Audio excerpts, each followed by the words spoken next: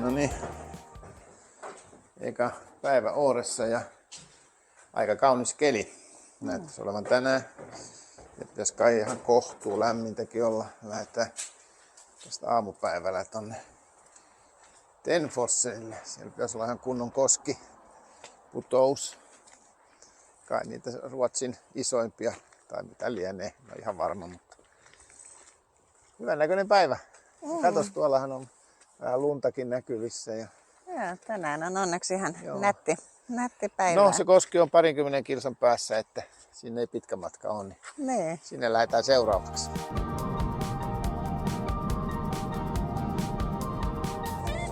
No niin, viehättävän näköinen taajama ja paikkahan tää on ehdottomasti nyt tämmöisenä aurinkoisena päivänä vielä. Kaikki näyttää paljon kauniimmalta kuin pilvisenä päivänä. Tuossa on nätti järvi tuossa vasemmalla puolella vieressä ja sitten on noita kukkuloita aika jylhän näköisiä, vähän näkyy lunta siellä täällä kanssa tuossa oikealla puolella. Että ihan kivaa ympäristöä. Joo, onhan se. Kaikki näyttää paljon mukavammalta näin kuin aurinko paistaa.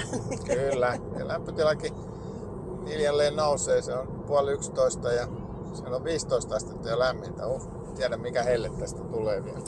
Niin, kyllähän nyt taisi jonnekin 19 luvata. Että Joo, sehän on täällä jo ihan ok. Mut hyvä, ei sen enempää, niin palataan kun päästään sinne putoukselle tai koskelle, kummaksi sitä nyt sitten oikeasti sanoisi. Paikan päällähän se nähdään, voidaan miettiä, että kumpi se enemmän on, putous vai koski. näin tehdään.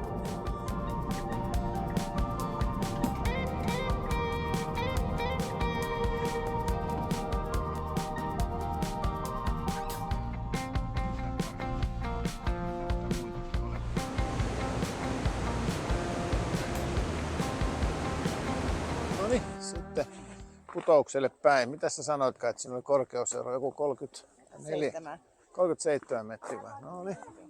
Tuolla lukee Vattenfallet. Sitten se tarkoittaa varmaan sitä, että siinä se putous on. På svenska. No niin, nyt näkyy kyllä aikamoinen kohina ja vesi. Vauhu. Ei tää nyt ihan pieni sit kuitenkaan ole. Valokuvissa se näyttää pienemmältä, mutta onhan tää aikamoinen. Oho. Oi veljet. Täytyy myöntää, että Aikamoinen. onhan tää melkoinen. Oho. Niin. Oi veljet.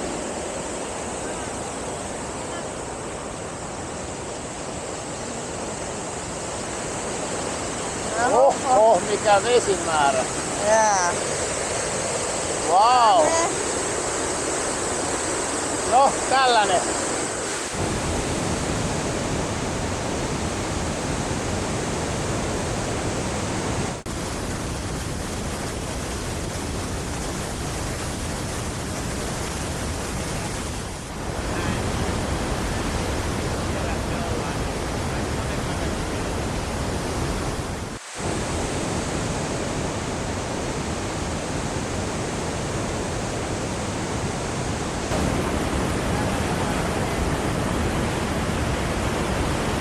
Oli näyttävä.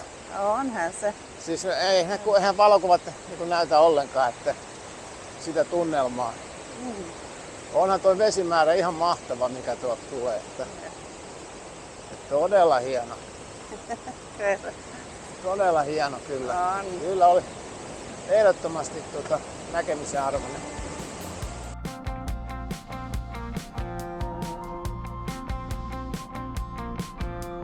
No niin. Tenfossen on tullut nyt sitten katsottua. Oli kyllä katsomisen arvon ehdottomasti. Saatiin dronekin siellä vähän ilmaan, että mielenkiintoista nähdä vähän minkälaista drone-kuvaakin tuli. Joo, olihan se oikein nopea. Että kyllä siinä veden voima tuntui, että melkoinen kohina. Ja olihan se tosiaan Ruotsin suurin putous, että 37 metriä muistaakseni. Pudotusta, joo. Joo, niin taisi olla, joo. Joo, kyllä siis se veden pauhinakin se on kyllä mahtava. Siis se todellakin se ääni on voimakas. Että ja hienot paikat siinä oli vierestä katsoa sitä. Että ihan hyvä reissu ja näin lähellä kun ollaan, niin ei tämä nyt oikeastaan mikään reissu. Että no, katsotaan mitä tässä sitten iltapäiväksi kehitetään, mutta käydään tuosta Espan kautta vähän kysymässä sitten noita kondoleja tonne Ooden huipulle ja vähän mistä pääsee, minkälaisilla kondoleilla, niitä on useampia ja sitten mennään vähän kämppää vähän lepäilemään ja syömään lounasta ja katsotaan mitä sitten iltapäivällä päätetään tehdä. Joo, se voisi olla, kun nyt on näin kaunis ilma, niin nyt on ainakin hyvät näkymät. Että nyt olisi ehdottomasti kyllä niin kuin menemisen arvosta, että kannattaa mennä pilvisellä säällä, kun vuorihuippu on pilven sisällä, niin siinä ei paljon näkemistä, että kun on hyvä sää, niin kannattaa hyödyntää, mutta katsotaan sitä sitten iltapäivällä. yes.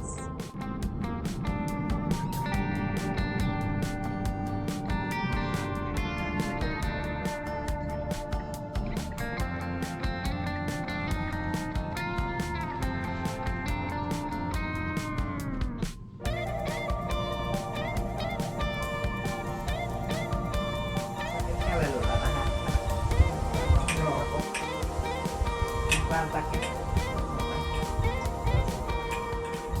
Sää on mitä parhain. Kello on kohta 2. 4 saakka on kondoli auki. Mennäänpä katsoa minkälainen Tänne varmaan se. paikka. Joo, tuollahan se kondoli menee noita pitkin. Ei muuta kuin sinne päin sitten. Näin mennään. Nopea aikataulu. Joo, kyllä. Muut odotti meitä. Saman tien lähettiin, kun päästiin ylös. No niin, ollaan aika korkealla ja korvat on mennyt pari kertaakin lukkoon. Sinne ei joku pieni tiekin kastunut tai ylös. Joo. No niin, sitten saavutaan perille.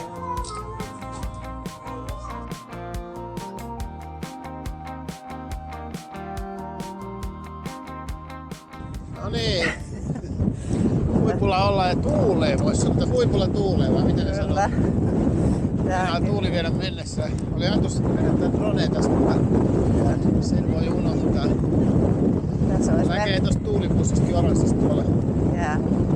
Tuulee todella. Tässä tuntuu melkein, että itsekin lähtee lentoon. Joo, mulla lähti käsistä paluulippukin. Mutta toivottavasti ottaa kyytiin vielä, että kävellä alas.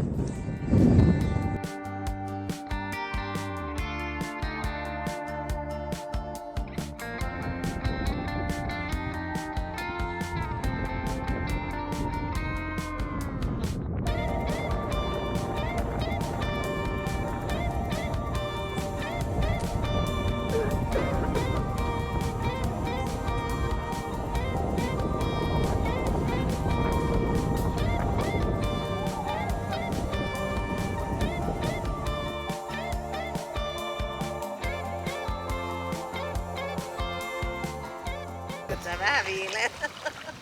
Onko kylmää? On sä vähän. Aika räikä. Mutta räikä. Vilpo.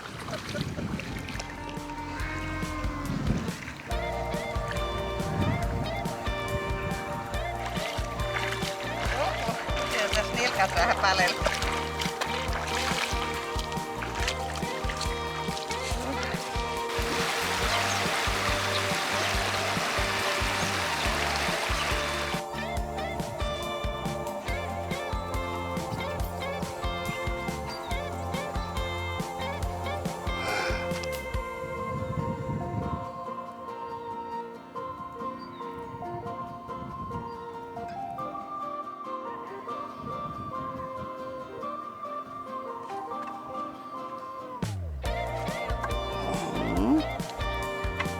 Hyvä. Ei jaksa.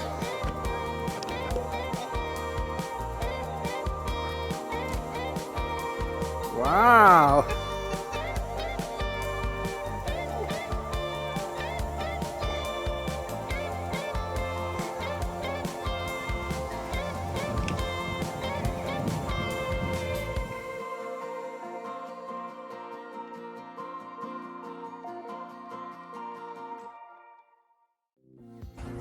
Vähän paistaa aurinko.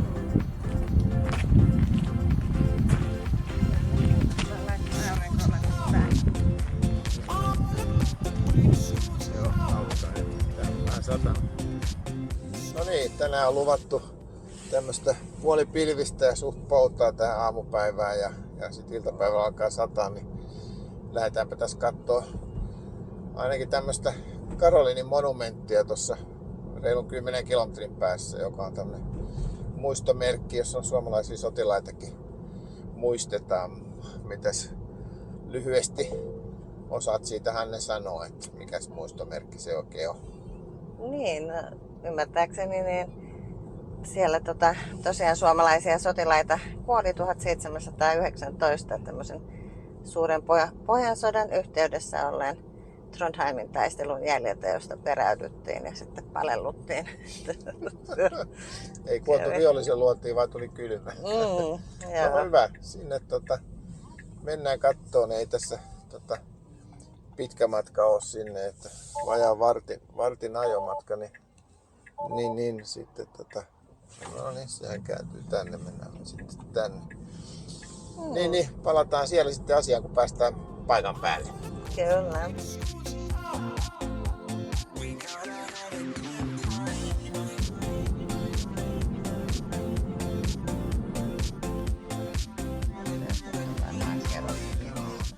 No niin, tultiin tälle paikalle, kun tää on siinäkin mielessä kuuluisa paikka, että suomalainen kenraali tai joku muu Armfeldt johti tätä joukkoa. Täällä suomalaisia sotilaita oli paljon ja paljon niitä kuoli. Ja montas niitä suomalaista nyt kuoli tässä sitten?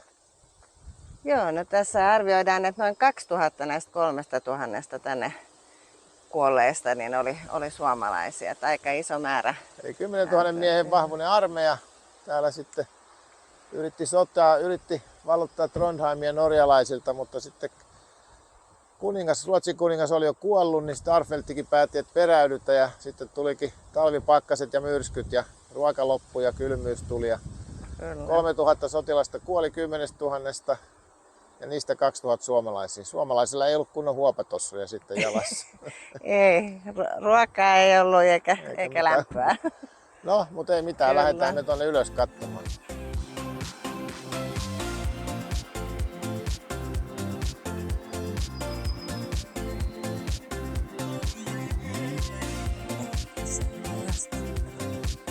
Kuntoportaat sanoo. Tän näköinen paikka.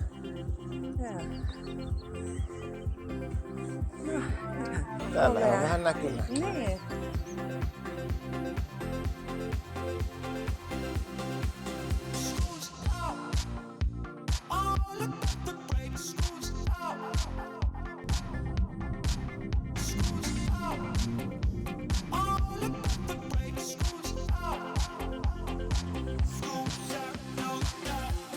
No niin, tultiin tähän Duvedin kirkkoon katsomaan kanssa. Tää on jonkunnäköinen nähtävyys myöskin. Kun oltiin tuossa siinä muistomerkillä, Karolinen muistomerkillä, niin tässä lähellä, niin ajetaan Duvedin läpi. Mennään katsoa vähän minkälainen kirkko. Katsotaan, onko kirkon ovet auki vai onko lukittu. Niin, kyllä.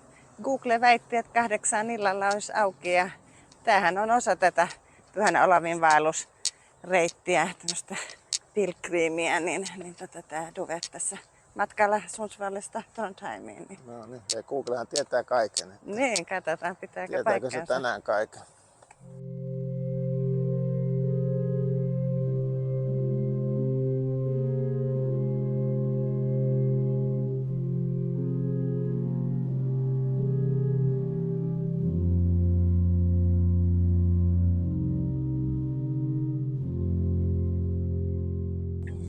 No niin, nyt käytiin vähän katsoa, missä on Viran latauspiste.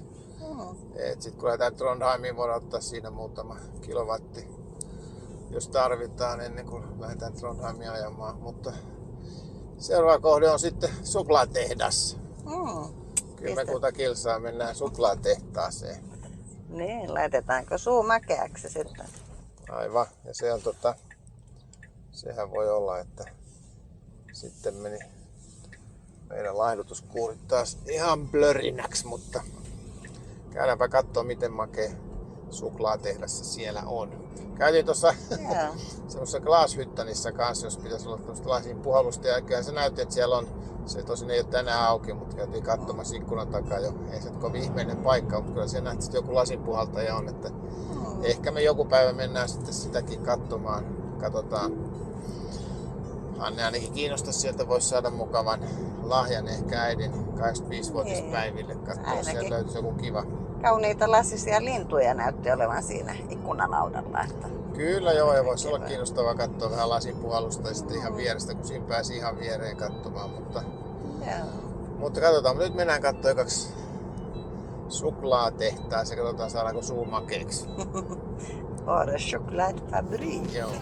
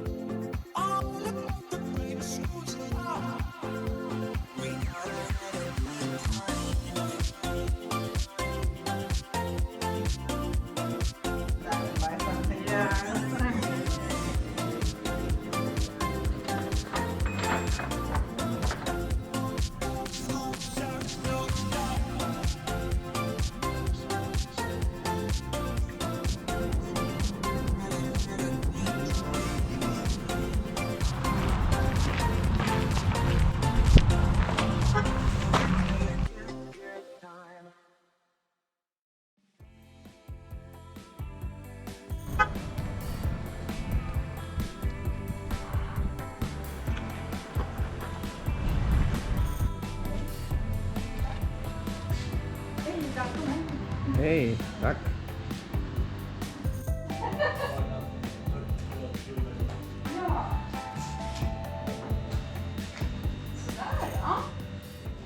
However it looks like, whatever glass she wants to make. Yeah. And then it cools. Yes, and then it goes back into the oven again. But then once it has finished, once it becomes the shape she wants, she takes a knife. I don't want to touch her things, but a knife. But she puts a little bit of water, and she makes a very thin point, a cutting point. And then she takes it off, knocks it out, and then she takes the gloves and puts it in this oven, so it can go from around 500 degrees down to room temperature over the night. So it's like a cooling oven. Yeah, so it cools down very, very slowly, so that nothing happens with the glass. Yeah. And this has looked the same with these benches and all the tools, and that oven has looked pretty much the same.